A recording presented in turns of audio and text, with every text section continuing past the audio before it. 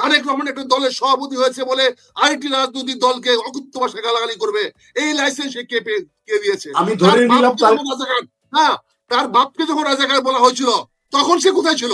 আমি জামাত ইসলামে অংশগ্রহণ করেছি, আমি একজন মুক্তিযোদ্ধা হিসেবে আমি বাংলাদেশের মানুষের কাছে প্রমাণ করার চেষ্টা করব, দরে দরে গিয়ে বলবো যে এই বর্তমান যে বাংলাদেশ জামাত ইসলাম আছে, এরা যুদ্ধাপরাধী দল নয়, এরা পাকিস্তানের দল নয়, এরা পাকিস্তানের লিগাসি বহন করে না, এরা মুক্তিযুদ্ধের কোনো অংশ নয়, তারা মুক্তিযুদ্ধের সময় ছিল না, তাদের জন্ম হয় নাই, যেমন বিএনপির জন্ম হয় নাই তেমন তাদেরও জন্ম হয় নাই।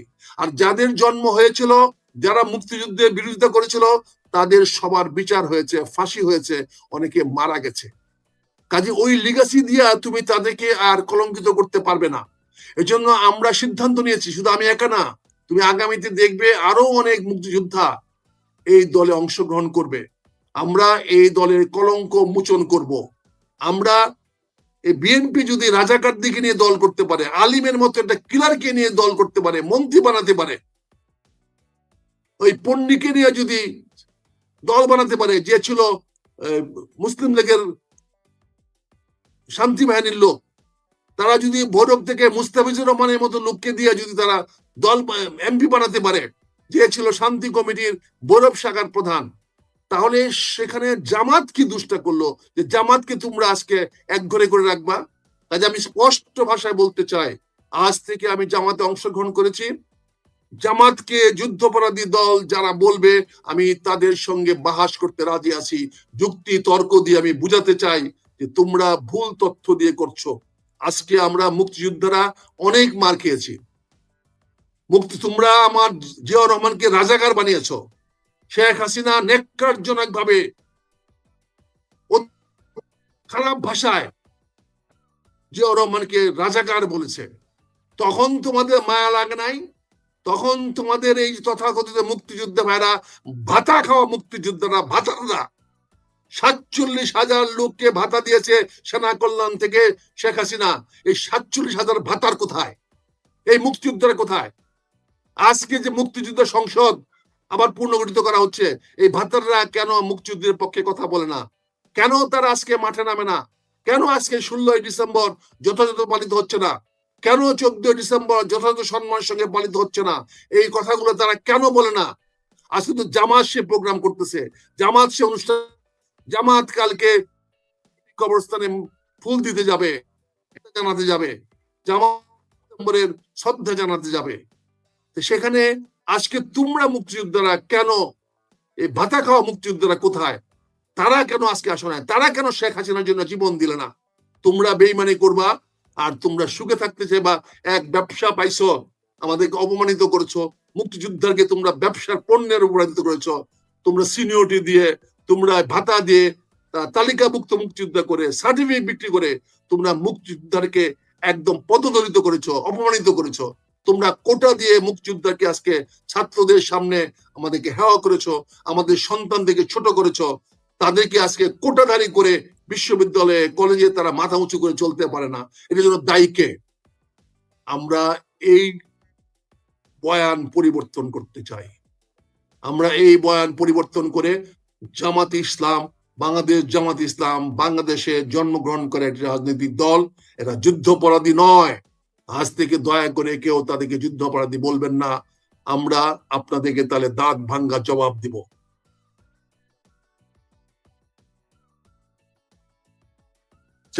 যে প্রশ্নটা করতে চাই, আপনি এতদিন পরে এসে কেন জামাত যুদ্ধ অপরাধী না, মুক্তিযুদ্ধ বিরোধী না, আপনি এই বয়ান দিচ্ছেন কেন বলছেন? আমি যদি সমালোচকের দৃষ্টিতে বলি, এই জন্য বলছি, এই জন্য বলছি মুক্তিযুদ্ধ এতদিন বলেননি, আপনি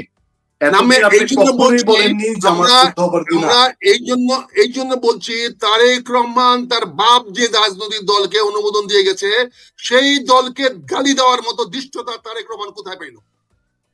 তারেক রহমান সেই লাইসেন্স কোথায় পাইল? তারেক রহমান একটা দলের সভাপতি হয়েছে বলে আরেকটি রাজনৈতিক দলকে অকথ্য ভাষায় গালাগালি করবে, এই লাইসেন্স সে কে দিয়েছে? আমি ধরে নিলাম তার বাপকে যখন রাজাকার বলা হয়েছিল তখন সে কোথায় ছিল? আমি ধরে নিলাম তারেক রহমান ভুল করেছে, ধরে নিলাম তারেক রহমান ভুল করেছে, কিন্তু আপনি যে সিদ্ধান্ত নিয়েছেন, তারেক রহমানের এই বক্তব্যের প্রতিবাদে আমি অত্যন্ত গর্বের সঙ্গে আমি জামাতে ইসলামে অংশগ্রহণ করেছি তারেক রহমানের এই বক্তব্যের প্রতিবাদে।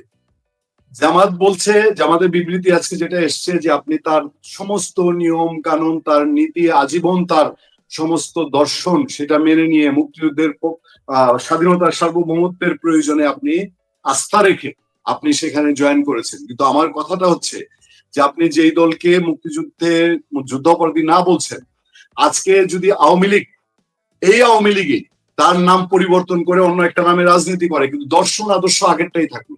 1971-এ গোলাম আজম তিনি রাজাকার ছিলেন, তার যুদ্ধাপরাধের অভিযোগ প্রমাণিত। সেই মানুষগুলোর যে দল, সেই দর্শন নিয়েই তো আজকে যে শফিকুর রহমান সাহেব বলছেন যে তিনি জাসদ করতেন বা বৈজ্ঞানিক ছাত্রলীগ করতেন, আপনিও একসময় জাসদের সঙ্গে ছিলেন বলেই আলাপ আছে বিভিন্ন জায়গায়। তো সেটা করে থাকলে আপনাদের দর্শন বা আদর্শ তো সেই গোলাম আজমের আদর্শই আপনাদের। আমি কোনোদিন জাসদ করি নাই, আমি জাসদ করি নাই, আমি কোনোদিন আমি বাংলাদেশে কোন রাজনৈতিক দল করি নাই বিএনপির আগে। আমি সেনাবাহিনী ছিলাম। আপনি যেটা বলছেন, আমি তোমার প্রশ্নে পরিষ্কার জবাব দিচ্ছি। শেখ হাসিনাও তো বঙ্গবন্ধুর হত্যার পরে কানে মুস্তেকা দিয়ে, নাকে মুস্তেকা দিয়ে ওই বাকশাল ভেঙ্গে আওয়ামী লীগ করেছিল। বাকশালের লিগাসে কি শেখ হাসিনাকে বহন করতে হয়েছিল? বঙ্গবন্ধু শেখ মুজিবুর রহমান তো আওয়ামী লীগকে বিলুপ্ত করে বাকশাল করেছিল। তখন কি তাকে মুজিববাদের আদর্শ বজায় রাখা যাবে না? তারা কিন্তু মুজিববাদ বলে, বাকশালকে অ্যাভয়েড করলেও তারা বলে মুজিববাদ মানা যাবে না। আওয়ামী লীগ স্বীকার করে না, মুজিববাদ তো ভারতীয়বাদ। মুজিববাদ বলে তো মুজিব নিজেই স্বীকার করেন নাই, বঙ্গবন্ধু নিজেই বলেন না তার কোনো মুজিববাদ নাই। এটা তো ভারতের এখনকার আওয়ামী লীগকে কেন মুজিববাদ দিয়ে দোষ দেওয়া হয়? এখানে যদি কোনো রাজনৈতিক দল তার সময়ের সঙ্গে তাল মিলিয়ে পট পরিবর্তন হয়, তারা যদি তাদের অবস্থাকে পরিবর্তন করে, তাহলে তুমি তাকে, তোমার দাদা কি করে গেছে তার জন্য তোমার নাতিকে তুমি কেউ শাস্তি দিতে পারবা? তোমার বাপ দাদা জমিদার ছিল, এখন কি তোমাকে জমিদারি কেউ ফিরিয়ে দিবে? এটা তো আপনি আমাকে সুযোগ দিলে আমি আমার প্রশ্নটা ঠিক আমাকে আমার প্রশ্ন, তুমি প্রশ্ন করছো, আমার জবাবটা শেষ করতে দাও। কাজে আমি কেন তাদেরকে সেটা দিব, এবং তাদের রাজনীতি করার অধিকার তুমি কেন হস্তক্ষেপ করে? এই ছেলেগুলা তো এখন যারা জামাতে ইসলামী করে, তারা তো বাংলাদেশে জন্মগ্রহণ করে, তাদের জন্মগত অধিকার। তুমি সেই অধিকার কি করে, তার দাদা কি করে গেছে, বাবা কি করে গেছে, পর ঠাকুর কি করে গেছে? আমার তো 14 গোষ্ঠী আগে হিন্দু ছিল, আমি কেমন হিন্দু পূজা করব? আমরা বাংলাদেশে শতকরা প্রতিটি মুসলমান আমরা হিন্দু ছিলাম, পাক ভারতের প্রতিটি মুসলমান আমরা হিন্দু ছিলাম, এবং আরবের প্রতিটি মুসলমান আমরা কাফের ছিলাম। তাই বলে কি আমার কাফেরদের বিচার করা হবে আমাকে? আমরা পরিবর্তন হয়েছে, সেই পরিবর্তিত অবস্থাতে আমরা কি করেছি, সময়ের সঙ্গে আমরা কিভাবে বিহেভ করেছি। আমরাই তো লড়কেলেঙ্গে পাকিস্তান করে আনছিলাম। বঙ্গবন্ধু তো লড়কেলেঙ্গে পাকিস্তানের একজন প্রথম সারি সৈনিক ছিলেন। সোহরাওয়ার্দী সাহেব আন্দোলন করেছে, কলকাতা রায়ট করেছে, কলকাতাকে বাংলাদেশে অংশ করার জন্য উনি পারেন নাই। ওনারা তো রায়ট করেছেন, ওনারা তো লড়কেলেঙ্গে পাকিস্তান করেছেন, ওনারাই তো আবার বাংলাদেশে স্বাধীন করেছেন। তাহলে সময়ের সঙ্গে মানুষের পট পরিবর্তন হবে। আমার সন্তান আমার সঙ্গে থাকবে না, আমার 2 সন্তান আছে, 2 সন্তান, 1 সন্তান বিএনপি করে না, তারা বিভিন্ন রাজনৈতিক দলের সঙ্গে চলে গেছে। আমি কি আটকে রাখতে পারবো ওদিকে? আমার নাতি প্রথম দিনে দেখলাম 5ই আগস্টে বিকালবেলা দেখলাম তার ফেসবুকে, না, নৌকাকে ডুবাইয়া ধানের শীষ ঘরে আনবো না, বুঝছো না?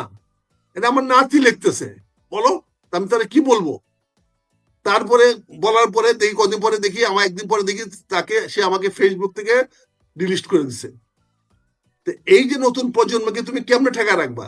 নতুন প্রজন্মকে, তোমার আমার প্রজন্মের পরে নতুন যে প্রজন্ম আসতেছে, এখন তোমার এই প্রশ্নের জবাবটা দেওয়ার জন্য এতক্ষণ সময় নিচ্ছি, কারণ আমাকে তো আমার প্রশ্নটা একটু সময় নেবে, প্রশ্নটা ক্লিয়ার করি। সেটা হচ্ছে 71-এ মুক্তিযুদ্ধের সময়ে জামাতে ইসলামী দলগতভাবে পাকিস্তানকে সার্বিক সহযোগিতা করেছে, এবং সেই সময় পাকিস্তানিরা, ধরেন সে নিজে যুদ্ধ করে নাই, যাদেরকে মারা হয়েছে জামাতে ইসলামী, আলবদর, রাজাকাররা তাদেরকে দেখিয়ে দিয়েছে।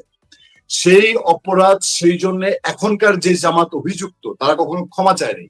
আমি ধরে নিলাম আপনি ক্ষমা করে দিয়েছেন, কিন্তু তারা ক্ষমা চায় নাই, ক্ষমা চাওয়ার কথা কেউ বলেও না। এবং সেই মুক্তিযুদ্ধকে আপনি বলছেন যে জামাত ইসলামী মুক্তিযুদ্ধ বিরোধী কাজ করে নাই। এই জন্য আমি প্রশ্ন তুলছি যে আপনি সেই সময় কি এখন জামাতে জয়েন করবেন বলেই আপনি বলছেন যে জামাতে ইসলামী তখন করে না, তারেক রহমানের কথা আপনি বলছেন, তারেক রহমান তার রাজনৈতিক ভুল করেছে, এইটার প্রতিশোধ নিতে গিয়ে আপনি জামাতে যোগ দিবেন, তাহলে আপনার যে আদর্শ, আপনি কি তাহলে কোনো সুবিধা নেওয়ার জন্য বা নির্বাচন করার জন্য অথবা আগামীতে জামাত ক্ষমতায় আসতে পারে আপনি একটা কমফোর্ট জোনে থাকতে চান, এই অভিযোগগুলো উঠছে, আমার কথা না, আপনি ফেসবুক সোশ্যাল মিডিয়া আপনি নিজেও দেখেন, এবং পাশাপাশি দর্শকদের প্রতি সেকেন্ডে বক্তব্য যে আপনি কি কোনো সুবিধা নেওয়ার জন্য আপনি বাংলাদেশের দলবাজির রাজনীতির কিন্তু অসংখ্য উদাহরণ আছে। আমরা তো জন্ম থেকে শুনে আসতেছি পাছে লোকে কিছু বলে, এটা সত্যেন্দ্রনাথের কবিতায় পাছে লোকে কিছু বলে, এবং সেই চিন্তা করতে গেলে কোনো কাজ করা যাবে না। আর কিছু জ্ঞান পাপী আছে, তুমি যেই কাজটা করবা সেই কাজটা তারা প্রতিকূল সমালোচনা করবে।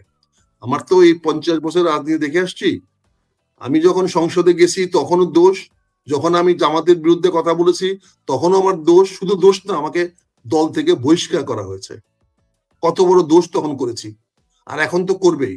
একটা জিনিস আমি তোমাকে বলতে চাই আতিক রহমান পুনিয়া, আমরা মৌলবাদী হতে পারবো না, অতীতকে টেনে আমরা হতে পারবো না, আমরা বর্তমান রচনা করব ভবিষ্যতের জন্য।